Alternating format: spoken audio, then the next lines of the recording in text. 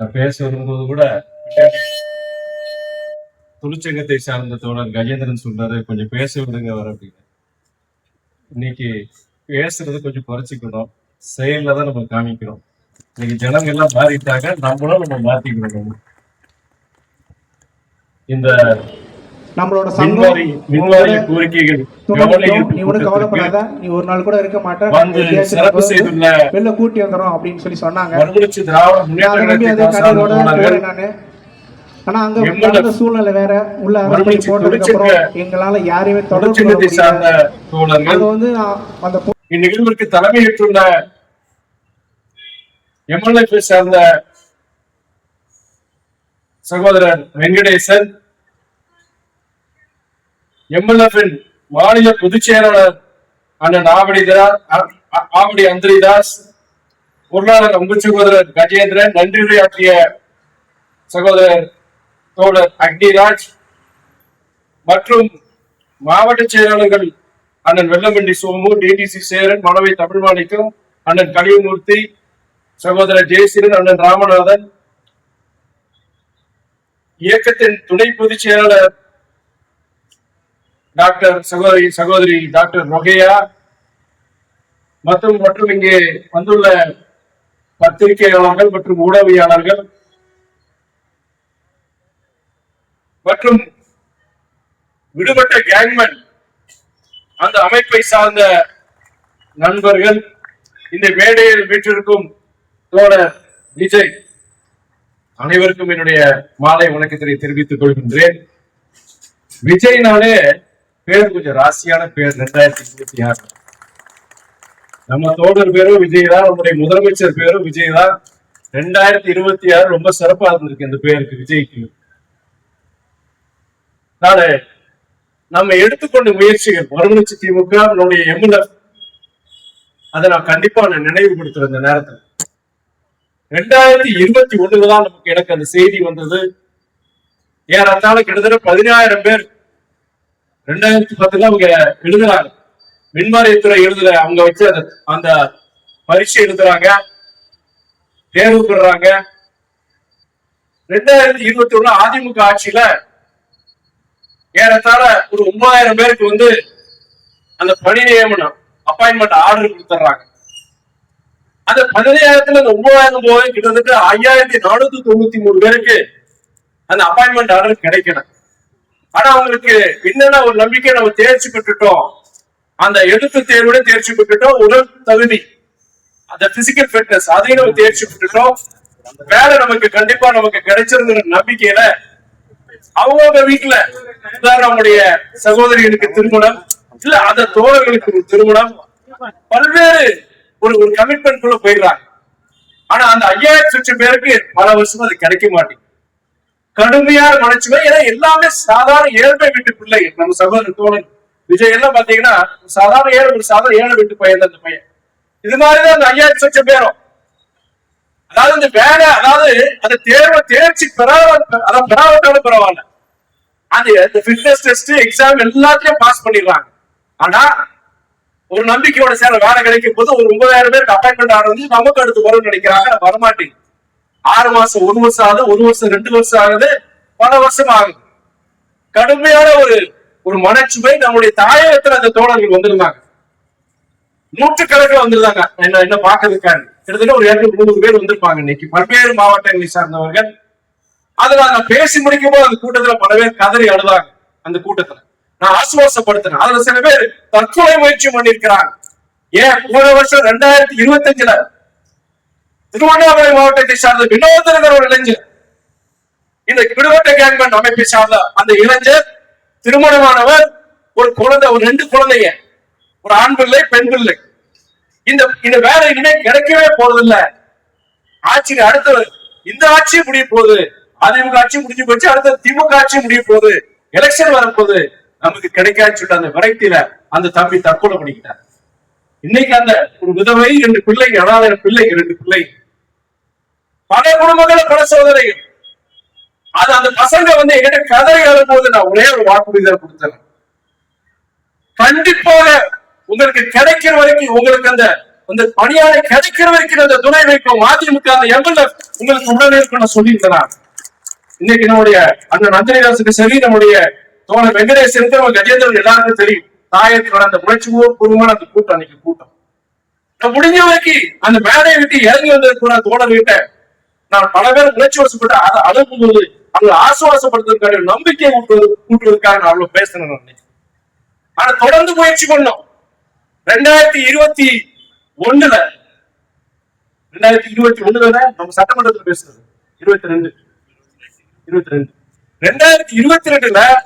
ஜனவரியில அங்க சென்னையில தமிழ்நாடு மின்வாரிய அலுவலகத்துக்கு முன்னாடி கிட்டத்தட்ட 3000 பேர் கேங்மெண்ட் அமைப்பை சார்ந்தவங்களும் சரி, அங்க அன்னைக்கு ஒரு கவன ஈர்ப்பு கூட்டம் நம்ம நடத்தணும். நம்ம அப்போ நம்ம ஆர்ப்பாட்டம் சொல்லும் போது கூட ஆர்ப்பாட்டம் வேண்டாம் நான் சொன்னேன், மறந்துருப்பாங்க நினைக்கிறேன்.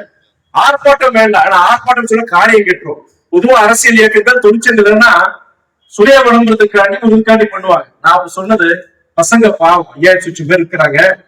அரசாங்கத்துக்கு எதிரான சொன்னா அந்த பசங்களுக்கு நெகட்டிவா போயிடும்.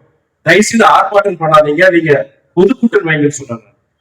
அதுக்கப்புறம் நம்ம சட்டமன்றத்தில் நம்முடைய சட்டமன்ற உறுப்பினர்கள் அண்ணன் பூமிநாதன், சகோதரர் நகராமன் அவங்கள வச்சு அன்னைக்கு நிதிநிலை அறிக்கை பட்ஜெட் கூட்டத்தொடர்ல அந்த மானிய கோரிக்கை சமயத்துல அந்த இதுல நம்ம 2 பேரும் நான் பேச வச்சேன். அப்போ அன்றைய அமைச்சர் மின்வாரியத்துறை அமைச்சர் சகோதரர் செந்தில் பாலாஜி என்ன சொன்னாங்கன்னா, கண்டிப்பா இதுக்கான ஒரு குழுவை வைக்க போறோம், கண்டிப்பா இதுக்கு உண்டான கேங்மெண்ட் விடுபட்ட கேங்மெண்ட் உண்டான அந்த பணியானை வழங்கப்பட்டு சொல்லிட்டு சட்டமன்ற அசம்பிளி ப்ரொசீடிங்ஸ்ல இன்னைக்கு இருக்கிறதா இருக்கு. அது வீடியோவிற்கு தோழர்கள் இந்த நம்முடைய விடுபட்ட கேங்மெண்ட் அமைப்பை சார்ந்த தோழருக்கு அது தெரியும், சட்டமன்றத்துல அது பதிவாகும். அதுக்கப்புறம் 2022 நான் நேரடியாக போய் அமைச்சர்கிட்ட போய் பேசுறேன். நான் கிட்டத்தட்ட 1/2 மணி நேரம் சகோதரர் செந்தில் பாலாஜி கிட்ட நான் பேசுறேன். இந்த பசங்களுடைய பிரச்சனை எதுக்காக வந்திருக்கிறேன், நான் இது பிரச்சனையுடைய வீரியத்தை நான் சொன்னேன். நான் அதுக்கப்புறம் 2023 மறுபடியும் சந்திச்சு பேசுறேன். அப்போ பொறுப்பமைச்சர் அந்த தங்கம் தென்னரசு நினைக்கிறேன் 2023 அவரை சந்திச்சு கிட்டத்தட்ட 1/2 மணி நேரம் நான் பேசுறேன். நான் 2025 போன வருஷம் அன்றைய பொறுப்பமைச்சர் சகோதரர் சிவசங்கரன் அவரை போய் நான் பார்த்து பேசுறேன். நானு அன்னைக்கு நீ கொஞ்ச நாள் ஆட்சி கூடிய போது இந்த பசங்க 5000 பசங்க வந்து ரொம்ப பரிதாபமான இடங்கள் இருக்கிறாங்க. நம்ம வேற சட்டமன்றத்துல நம்ம அமைச்சர் ஒன்றிய அமைச்சர் அவர் வாக்குறுதி கொடுத்திருக்கிறாரு, நாங்க நம்பிக்கை ஊட்டி இருக்கிறோம். இந்த தருணத்துல அந்த பசங்களை வந்து நம்ம பாதிச்சோம்னா தேர்தலையும் பொறுத்த வரைக்கும் 5000 பேர் கிட்டத்தட்ட அது ஒரு 10000-20,000 வாக்குகள் அப்படி சொன்னா அவங்களுக்கு புரியும் அப்படின்னு அவங்ககிட்டயே சொல்ல வச்சு முடிஞ்ச வரைக்கும் நான் செய்யறேன் அப்படின்னு சொல்லிட்டு அமைச்சர் சொன்னார். தொடர்ந்து அமைச்சர்கள் சந்திப்பா இருக்கட்டும் இல்ல நம்முடைய சட்டமன்றத்துல இன்னும் 2023 மறுபடியும் பூமிநாதன் வச்சு நான் பேச வச்சேன். நான் அப்போ அமைச்சர் என்ன சொன்னாங்க, நாங்க முதலமைச்சர் கவனத்துக்கு கொண்டு போறோம். ஆனா இதுல பசங்களுக்கு என்னன்னா வருஷம் ஆக ஆக அவங்களுக்கு ஒரு மன விரக்தி.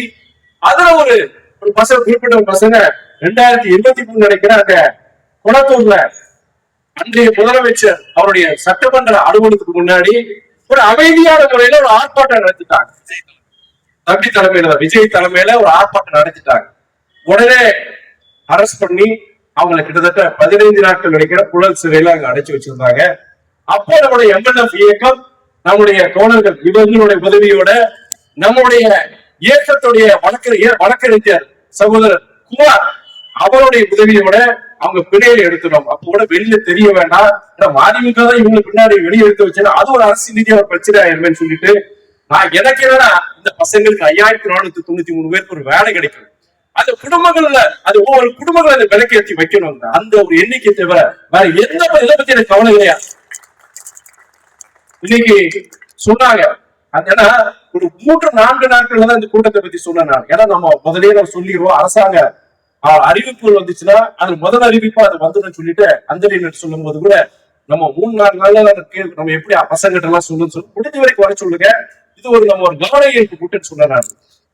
ஆனா இன்னைக்கு நாளை ஒரு 2 நாட்களுக்கு முன்பு அங்க செக்ரட்டேரியட்ல நம்முடைய மின்வாரியத்துறை அமைச்சர் சகோதரர் நிர்மல்குமார் அவரை சந்திக்கும் பொழுது என்னுடைய திருச்சி தொகுதியை சார்ந்த பிரச்சனைகள் அதை பத்தியும் பேசிட்டு அதுக்கப்புறம் சகோதரர் இது ஒரு முக்கியமான பிரச்சனை இந்த விடுபட்ட கேங்மெண்ட் அப்படின்னு சொல்லிட்டு அந்த லெட்டர்ல இருந்த அத்தனையும் வாசிச்சு இந்த பசங்க எவ்வளவு கஷ்டப்பட்டிருக்காங்க, இந்த குடும்பங்கள் எவ்வளவு சித்திரவதைக்குள்ள போயிருக்கிறாங்கன்னு சொல்லிட்டு விவரிச்சு சொல்லும் போது நான் என்னென்ன சொல்லணும் அதுதான் அமைச்சர் அன்னைக்கு டிவி நிகழ்ச்சியில அவர் பேசியிருக்கிறார்.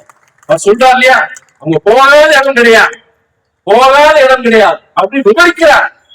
விவரிச்சு அந்த குடும்பங்கள், அந்த தோழர்களுடைய விடுபட்ட கேரளுடைய தோழர்களுடைய அந்த மன வலி அவர் சொல்றாரு பாத்தீங்களா, அது அத்தனையும் அன்னைக்கு அந்த 10 நிமிஷம் அமைச்சருக்கு நான் விலைக்கு சொன்னேன். முதல்ல அறிவிப்பு என்ன வந்திருந்ததுன்னா, ஒரு போன வாரம் என்னன்னா மின்வாரத்துறையில கிட்டத்தட்ட புதுசா ஒரு 17,000 பேர் அப்பாயின்மெண்ட் கொடுக்க போறேன்னு சொன்னாங்க. இந்த 5,403 பேர் விடுபட்ட கேங்மேன் அவங்களுக்கு கொடுக்கறதால அந்த 17,000 20,000 மேல இன்னைக்கு கூட்டி கொடுத்திருக்காங்க, அதிகப்படுத்திருக்கிறாங்க. எனக்கு ரொம்ப ஒரு சந்தோஷம். நீங்க அந்த தம்பிங்க வராட்டியும் பரவாயில்ல எனக்கு. ஆனா இந்த செய்தி போகும், அந்த விடுபட்ட கேட்பால் அந்த 5,493 மறுமலர்ச்சி திமுக என்ன செஞ்சது, எம்எல்எஃப் என்ன செஞ்சது, துரை வைகோ என்ன செஞ்சாரு, அந்த செய்தி அது முதல்ல என்ன சந்தோஷம், அந்த பசங்களுக்கு ஒரு சந்தோஷம், இந்த குடும்பங்களுக்கு ஒரு சந்தோஷம், ஒரு நம்பிக்கை கொடுத்திருக்கு. நான் இன்னைக்கு இது கவன ஈர்ப்பு கூட்டம் கிடையாது, இது நன்றி அறிவிப்பு கூட்டம். நம்முடைய மாண்புமிகு முதலமைச்சர் அன்பு சகோதரர் விஜய் அவர்களுக்கும், மின்வாரியத்துறை அமைச்சர் சகோதரர் நிர்மல்குமார் அவர்களுக்கும் நான் மறுமலர்ச்சி திராவிட முன்னேற்ற கழகத்தின் சார்பாக, நம்முடைய விடுபட்ட கேங்மேன் அமைப்பின் சார்பாக என் கோடான கோடி நன்றியை நான் தெரிவித்துக் கொள்கிறேன். நான் இன்னைக்கு முதலமைச்சரை சந்திக்கும் பொழுது கிட்டத்தட்ட 12 கோரிக்கைகள், 12 கோரிக்கையில 10 கோரிக்கை நம்ம திருச்சி இந்த தொகுதியை சார்ந்த கோரிக்கைகள் தான்.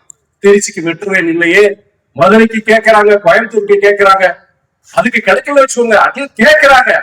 திருச்சிக்கு யாருமே கேட்கலன்னு சொல்லிட்டு அதை நான் சொல்றேன் நம்முடைய முதலமைச்சர்கிட்ட. அதுக்கப்புறம் இங்க நம்முடைய அரசு போக்குவரத்துடைய தலைமை அலுவலகம் தமிழ்நாட்டுல 10 லட்சத்துக்கு மேற்பட்ட இருக்கிற ஜனத்தொகை இருக்கிற நகரங்கள்ல எல்லா நகரங்களுக்கும் அந்த கோட்டை அலுவலகம் இருக்கு. திருச்சிக்கு ஒரே நகரம் திருச்சிக்கு மொத்தம் கிடையாது. திருச்சி இன்னைக்கு 20 லட்சத்துக்கு மேற்பட்டு போயிடுச்சு, ஜனத்தொகை போயிடுச்சு. இங்க எங்க இருக்குன்னா கும்பகோணத்துல இருக்கு. கும்பகோணம் எங்க இருக்கு, திருச்சி எங்க இருக்கு. 10 லட்சம் ஜனத்தொகை சின்ன நகரங்கள் கூட அன்றைக்கு கோட்டை தலைமைகள் இருக்கு போக்குவரத்துடையது, இங்க இல்லையேன்னு சொல்லிட்டு அதை நான் சொல்லிட்டு, அதே நேரத்துல தமிழ்நாட்டுடைய 2வது ஒரு தலைநகரமா நம்ம திருச்சியை கொண்டு வரணும். ஏன்னா அது ஒரு காலத்துல இதையும் சொன்னேன், ஒரு காலத்துல புரட்சி தலைவர் எம்ஜிஆர் அதை சொன்னாரு. சொல்லும் போது அவரை விமர்சனம் பண்ணாங்க. ஆனா எவ்வளவு ஒரு தீர்க்கதரிசியா தலைவர் புரட்சி தலைவர் எம்ஜிஆர் அன்னைக்கு சொன்னது இன்னைக்கு புரியுது. ஏன்னா திருச்சிக்கு மாத்திரம் கிடையாது, நீங்க திருச்சியை 2வது தலைநகரம் ஆக்கும் பொழுது, ஏன்னா சென்னை நீங்க டீகன்ஜஸ்ட் பண்றீங்க, அங்க இருக்கிற ஜனத்தொகை குறைக்கிறீங்க, அங்க இருக்கிற போக்குவரத்து நெரிசல் குறைக்கிறீங்க. அதே நேரத்துல திருச்சி போன்ற இந்த பகுதிக்கு, இந்த மையப்பகுதிக்கு, தமிழ்நாடு மையப்பகுதிக்கு மிகப்பெரிய ஒரு பொருளாதார வளர்ச்சி. தமிழ்நாட்டுல இருந்து எங்க வேலை நீங்க திருச்சிக்கு 5 மணி நேரத்துல வந்துடலாம். ஆனா அரசாங்க வேலைக்கோ ஒரு பிரச்சனைக்கோ நீங்க சென்னைக்கு போடலாம், 1 நாள் ஆகும், 1 நாள் 1.5 நாள் ஆகும். இது மக்களுக்கு அரசாங்க பணிகளுக்காக வேலைகளுக்காக நீங்க சென்னைக்கு தேடி வர வேண்டாம், 5 மணி நேரத்துல திருச்சிக்கு கொண்டு மாதிரி எல்லாத்தையும் விவரிச்சு சொல்லிட்டு வரேன். பல்வேறு கோரிக்கை சொல்லும்போது கேங்மேன் பிரச்சனை அவர்கிட்ட சொல்றேன். நான் எல்லாம் பொறுமையா கேட்டார். கிட்டத்தட்ட 40 நிமிஷம் நான் அவர்கிட்ட பேசுறேன். இன்னுமே அந்த கோரிக்கைகள்லாம் நான் வெளியே வந்த பிறகு நம்முடைய பத்திரிகையாளர்கிட்ட கேட்கும்போது அவங்ககிட்ட இதுதான் சொல்றேன். ஆனா சில விமர்சகர்கள் என்ன சொல்றாங்கன்னா, 40 நிமிஷம் என்னதான் பேசியிருப்பாரு, கூட்டணி விட்டு பேசியிருப்பாரு, வேலை பண்ணியிருப்பாங்க. முழுக்க இந்த திருச்சி தொகுதிக்காண்டியும் என்னுடைய தமிழ் மக்களுக்காண்டி தான் நான் பேசுறேன், வேற எதையும் பேச வேண்டிய அவசியம் கிடையாது. ஒரு நம்பிக்கை ஏற்பட்டு ஆட்சிகள் மாறலாம், ஆனால் காட்சிகள் மாறாதுன்னு சொல்லுவாங்க. அது கிட்டத்தட்ட நம்ம ஆட்சிகள் மாறும் ஆனால் காட்சிகள் மாறுவதில்லைன்னு சொல்லுவாங்க. அது கிட்டத்தட்ட ஒரு 30 வருஷம் நம்ம பார்த்துட்டோம். ஆனால் இன்னைக்கு ஆட்சி மாறி இருக்கு, காட்சிகள் மாறுங்கிற ஒரு நம்பிக்கை எல்லாருக்கும் வந்திருக்கு. இன்னைக்கு அதற்கு உதாரணம் தான் இந்த விடுபட்ட கேங்மேன் 5,493 கேங்மேன்களுக்கு இன்னைக்கு ஒரு அப்பாயின்மெண்ட் கிடைக்குங்கிற ஒரு நம்பிக்கை ஏற்பட்டிருக்கு. அதே நேரத்தில் என்னுடைய திருச்சி தொகுதியில கந்தவக்கோட்டை உங்களுக்கு தெரியும், மிகவும் பின்தங்கிய தொகுதி. அங்க இருக்கிற அரசு மருத்துவமனையை பாத்தீங்கன்னா அவ்வளவு ஒரு மோசம். பொதுவாகவே அரசு மருத்துவமனை பாத்தீங்கன்னா மோசமா தான் இருக்கும். அங்க பாத்தீங்கன்னா ஒரு கிளாஸ் கூட இருக்காது, 3 பேஸ் கரண்ட்ல 2 பேஸ் தான் இருக்கு. டிரைனேஜ் கிடையாது. அங்க இருக்க கழிப்பறைகள் அந்த பாதி வேலை செய்யல. மார்ச்சரி பிணவரை இருக்கு, ஆனா செயல்பாட்டுல கிடையாது. அவ்வளவு ஒரு மோசமா ஒரு ஜிஹெச்ல பார்த்ததே கிடையாது. 2025 நாம இன்ஸ்பெக்ஷன் பண்ணிட்டு இவ்வளவு மோசமா இருக்கேன்னு சொல்லிட்டு, அதுவும் மிகவும் பின்தங்கிய பகுதி கந்தர்வக்கோட்டை பகுதி.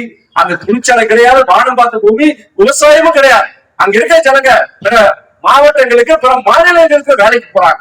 அப்படிப்பட்ட பாவப்பட்ட ஜனங்களுக்கு சேவை செய்யக்கூடிய ஒரு ஜிஹெச் அப்படி மோசமா இருக்குன்னு சொல்லிட்டு முதலமைச்சருக்கு சொன்னேன். அடுத்த நாளே எனக்கு என்னுடைய அனுபவத்துக்கு தகவல் வருது. அடுத்த நாளே அதுக்கு அடுத்ததா நாங்க கந்தரக்கோட்டைக்கு போற பீனங்குடி அதிகாரி எல்லா பிளான் எல்லாம் வச்சு வராங்க. எங்களுக்கு மேல உத்தரவு வந்திருக்குன்னு சொல்லும்போது எல்லாத்தையும் உருவாக்கிட்டு இன்னைக்கு புதிய இடம் அந்த கட்டட வரைபடம் பார்த்து சரியா வரான்னு சொல்லிட்டு புதிய என்னுடைய அனுமதி சார்ந்த தோழர்களை வச்சுட்டு புதிய இடத்தை சொல்லி கலெக்டர் ஓகே வாங்கி நம்முடைய மருத்துவத்துறை அமைச்சர் டாக்டர் அருண்ராஜ் அவர்கிட்டயே சொல்லி கண்டிப்பா நீங்க கந்தரக்கோட்டையில இருக்கிற மருத்துவ அந்த ஜிஹெச் பத்திரிக்கை வெறும் 50 சென்ட்டுக்குள்ளதான் இருக்கு. புதுசா கட்டப்போது வந்து கிட்டத்தட்ட 2 ஏக்கர் நிலத்துல புதிய கட்டடம் வருங்கிறது இன்னைக்கு அரசாங்கம் சொல்லியிருக்கு. ஏன்னா ஒரு நம்பிக்கை எனக்கு ஏற்பட்டு இருக்கு, நம்ம மாநிலங்களுக்கு ஏற்பட்டு இருக்கு, தமிழக மக்களுக்கும் ஏற்பட்டு இருக்கு. எந்த ஒரு காசுக்கு செலவு பண்ணாம இன்னைக்கு இந்த அரசாங்கம் வந்திருக்குங்க. இதை விட மாற்றம் வேணுமா? இன்னொன்னு சொல்ற, இன்னைக்கு நம்முடைய சகோதரர் விஜய் அவர் வாங்கின வாக்கு 35 விழுக்காடு. அடுத்து ஒரு தேர்தல் வைங்க, குறைஞ்சபட்சம் 60 விழுக்காடு வாக்குல அவர் கூட நான் சொல்லுறேன். எனக்கு அந்த நம்பிக்கை இருக்கு. ஏன்னா இன்னைக்கு நிறைய பேர் சொல்றாங்க இவ்வளவு ஜெயிச்சிட்டாரு, 108 இடங்கள் ஜெயிச்சிட்டாரு, காசு பணம் இல்லாம ஜாதிபத அரசியல் பேசாம ஜெயிச்சிருக்கிறாரு, ஜெயிக்க மாட்டேன் தெரிஞ்சுதான் நாங்களும் ஓட்டு போட்டு இன்னைக்கு பல பேர் நான் பார்க்க சொல்றவங்க பாக்குறேன். அதே நேரத்தில் சில பேர் சொல்றாங்க ஏங்க தெரிஞ்சதுன்னா இவ்வளவு ஓட்டு தான் அவர் ஜெயிச்சாரு, நாங்களும் ஓட்டு போட்டு தோத்துட்டு போறோம்னு சொல்றவங்க இருக்கிறாங்க. ஏங்க ஜெயிக்க கூடாது நினைக்கிறவங்க. அதனால இன்னைக்கு பொறுத்த வரைக்கும் மிகவும் ஒரு மகிழ்ச்சியான ஒரு நாள். இன்னைக்கு இந்த ஒரு மகிழ்ச்சியான ஒரு அறிவிப்பு வந்திருக்கு.